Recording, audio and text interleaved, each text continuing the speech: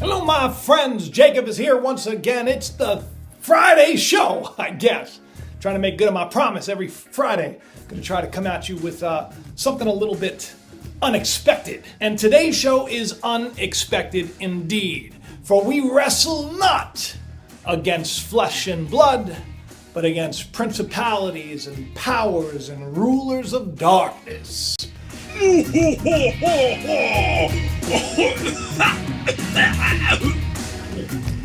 For many years, this passage in Scripture has been used to make you think of like the Hollywood spooky monsters, you know, the demons, the succubus and the devils and the vampires and the pentagrams and all of that spiritual nonsense that they like to keep us in fear over. And maybe that's true, maybe it's not true, but what I will say is true is God didn't give us the spirit of fear.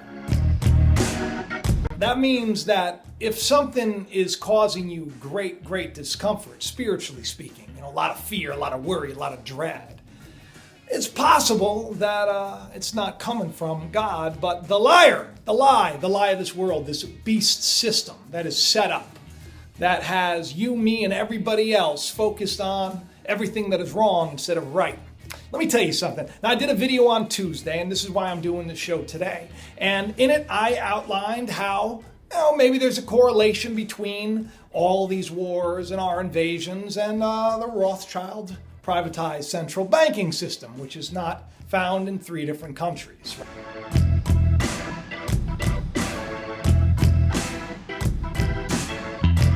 Because yes, we are being lied to on a regular basis. And it's no wonder that I get email after email from people that are concerned for my well-being, for my health. Oh, Jacob, we're worried. You know, I got an email just this morning where someone had said to me, Jacob, God, I love you and your family, and you've done so many wonderful things, and the world needs you, and what a positive voice you are. But I hope I don't hear that you come down with cancer because of what you're talking about. You got to be careful. Jacob, I hope you find someone to kind of look after you, your family. I hope you have a good security system. I'm getting so many emails like that. Honey, what are you reading? Oh, it's just a nice email. One of my viewers, they're worried we're going to get killed or something. No big deal. Back to your coffee. And when I look at them, I'm like, man, thank you. Oh, that's sweet. Oh, yeah, no, I know that's how it is for a lot of people. I'm not going to come on here and tell you that I'm worried about the government sweeping in and doing something terrible to me. I'm not. If I were to do that, then I would be basically putting out a vibe that that's something that could happen to me. Because if I believe that somehow the government's going to want to silence me, and I believe that, and I tell you that on a regular basis, faith comes from hearing, then I have sort of created that for myself in a roundabout way.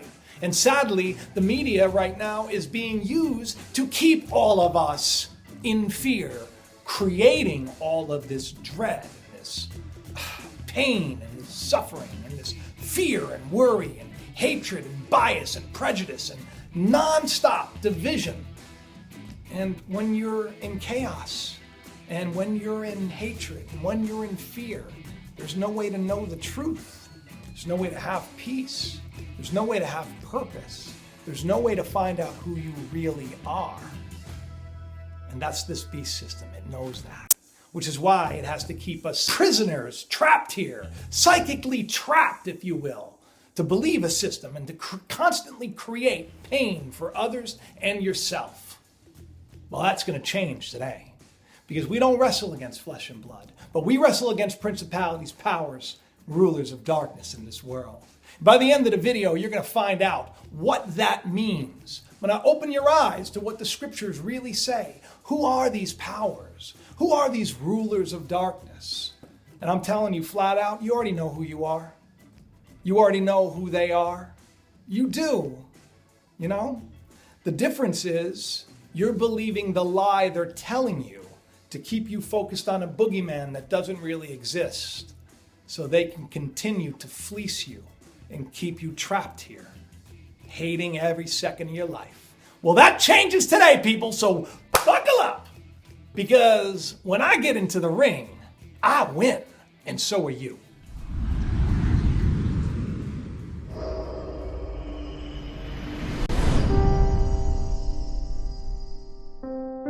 So I know, thank you for staying. I know a thing or two about wrestling. Jacob was a wrestler, obviously, the name Jacob in scripture, that he wrestled with God and the world. Some say he wrestled with God, some say he wrestled with the world, but the bottom line is that he wrestled, that he struggled, and in the end, he didn't give up. He didn't give up hanging on. He never gave up, and that's me. I've been through a lot in my life, and I'm not giving up. I'm sorry, I know I'm not perfect, but I'm not letting go until I get that blessing. And what is that blessing again? It's a new life. It's a new name, Israel. It's ironic that in my life, I was actually I was one of the 2 head writers for World Wrestling. That's right, Jacob smack dab in the middle of that, right? Actually, the last company that I worked for, Traditional Championship Wrestling, when I decided I wanted to go back into wrestling, and then they offered me this job to take it over. The last time I was in the ring, I literally wrestled a wrestler named Angel. It was interesting. I choked him out. So my point is, I know something about wrestling. I know how the powers of persuasion can be used against you. Because it's all storytelling. That's the wonderful thing about writing for wrestling, is that you understand that if you tell a story the right way, the audience will become so engaged that they'll become fans for life, and they'll cheer, and they'll actually hate the wrestler that's just simply following the script. Well, that's being played on all of us on a regular basis. I don't know if you know this, but the arts, the media, there's a reason why museums are funded by organizations like the CIA and the NSA. And there's a reason why prolific artists are tapped on the shoulder and asked to create works that go along with what is being portrayed to all of us. There's a reason why all those celebrities make those little all-seeing eye hand gestures, those little 666 hand gestures. It's funny how we've all become slaves to a system that has us 100% creating the prison in which we exist. Now, I want to tell you something. What if I were to tell you that you're more powerful than you know? What if I were to tell you that within you is the very seed of creation itself, that there's a spark of divinity, that life itself, the spirit that is all and is in all, which is what Scripture calls God, is in you, and that you are meant to become one with that and understand that because of this source being within you, you can create darkness and you can create light. You can create love and you can create hate. You can make your life a beautiful, blessed thing, or you can make it a curse. So the trick is, what if the system was designed to keep you trapped here and, sort of a place of correction, if you will? If the goal is to keep us to be ignorant slaves that are, fueling an agenda to keep others enslaved to ignorance, if the agenda is to keep everyone from understanding that this time right here on this earth is temporary, and that our job is to wake up from the ignorance of it and help others to do the same, to set all of them free. If that's the goal of life, then if there was an enemy that was at work that you did not know, the best way to keep you from understanding that would be to keep you in fear.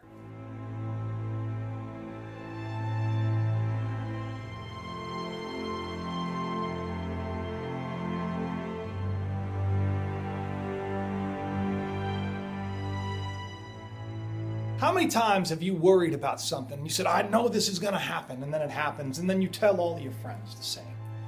How many people worry at a job or in a relationship that something may go the wrong way, or somebody may think the worst about you as an individual? And you think that, and then you fester on it, and you think about it some more, and the next thing you know, you get confirmation, you hear it from others, and then you say, I knew it. Well, did you know that? Or did you create that?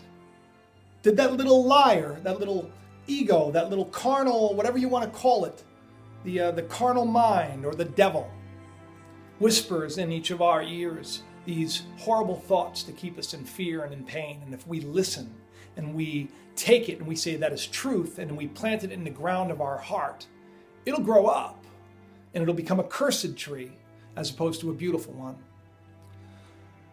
So just because some of my videos are being censored and some of my videos are, whatever, I'm not paying it any mind anymore. I'm not even worried about it.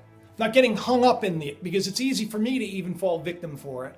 Because if there is a God, which I know there is, and there is something that is in charge of this all, whatever you want to, if you want to find it in a microscope, you want to find it in a quantum computer, you want to find, I don't care where you're looking, there is something that is orchestrating all of this. And I know that that is in charge, and that is what I am seeking. And I understand that I am intrinsically linked to everyone else. So that I've learned in my life that what I do to others comes back to me. That is my correction. If I do wrong, I get wrong. If I do right, I get right. That's why the scriptures say things like, judge not lest you should be judged. It's not that if you, think something bad about somebody that, in the end, down the road, God is going to say, you shouldn't have thought bad. Now go to timeout. No, what it means is you're going to get it. Whatever you judge to be true will become true. So if I took those emails and I took them to heart and I said, oh my God, this is going to become then I start acting in fear. Then my life is plagued with fear. How many of you listening right now are worried about the end of this and the end of that? The Mandela effect, oh my God. Oh, we could be in a different reality. Some people are worried that they're dead. Right now, the big thing is, look at Corey Feldman, poor guy. This poor guy, man, coming out there and, and so much fear, thinking that he got arrested because he was going to come out and speak the truth. Thinking that he almost got killed because he wanted to speak the truth. And that may be so, and I believe it is probably so, because that's what he believes it to be. I told everybody a few days ago that I had a plan to try and hopefully bring to light what is happening in the world of entertainment. Ever since I even discussed the fact that I have this plan, my life has turned into utter chaos. You can probably tell by the sound of my voice. It's pretty ripped up because of the devastation of what I've been through the past few days. I've experienced things like never before. I mean, I've been silenced my whole life, but just over the past few days since I made that announcement, I've been arrested. I had a near-death experience last night where I felt like I was almost going to be killed. 2 trucks came speeding at me at the same time on a crosswalk. And then several of my band members decided to quit because they're afraid for their lives. I don't know what got into their heads. I don't know what they're afraid of all of a sudden, but they just left. And I'm very alone, but I need to protect myself, and I need to protect my family. I need additional security, and I need a legal team. For we wrestle not against flesh and blood, this is in Ephesians 6:12, but against principalities, against powers, against the rulers of darkness of this world, against spiritual wickedness in high places. Now, according to Scripture, the high places are governments.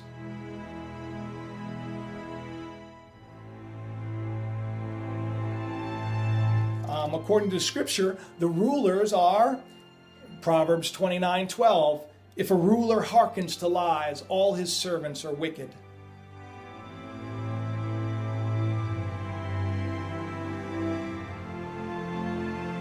Jesus said in Mark, right? He said, nothing goes into the man pollutes him. It's what comes out of the man. So in other words, you're not being corrupted because a bunch of people are trying to corrupt you. You're being corrupted because you're believing it to be true for your life.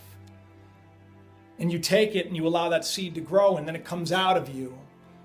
We're corrupted by how we express our life. Our thoughts we're judged for, and our words. Scriptures say that every word that you speak, you'll be held accountable for. Could you imagine if that was a key to inheriting peace and infinite life? Like the keys of the kingdom that Jesus spoke about. That if we just operated in a place of love and not fear, then we could then enter in.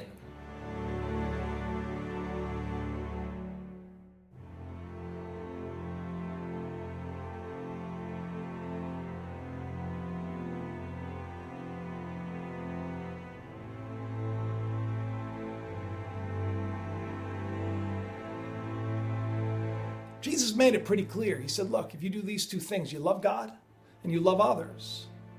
I was talking to a good friend of mine today, and we have a difference of opinion on certain things, and he didn't know this about me, and I understood that because I've been in Christian TV for long enough and faith-based TV, and I've met so many big-name pastors and everything else. I understand how it works, and it's hard for me to come to them and tell them, look, I see things this way. I mean, look at some of the videos that I do.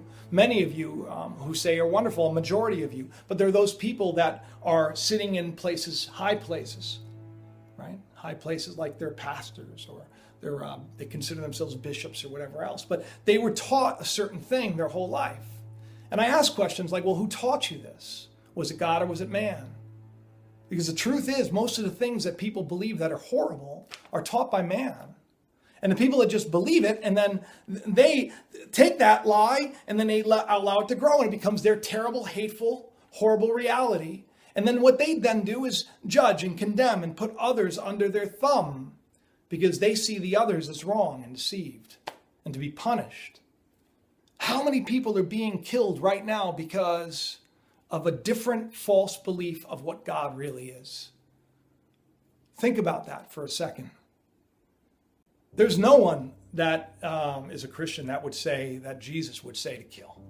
And yet, you'll have people at their churches, saying prayers that, their soldiers beat the enemy. Now, what if we all believed that we shouldn't kill others? What if we all lived that way? We all took all of these, these do unto others as you want done unto yourself. Like literally, if each and every one of you started to do to others to what you want done to you, like say you're in a relationship and your feet hurt. How about just rubbing the feet of your spouse or the one that you love? Maybe you get it in return. You see, you do unto others as you want done unto yourself. And that's the problem today, is that the world is working very hard to keep you trapped and lost and looking at all that you don't have and busy pointing your finger at everybody else and how terrible they are.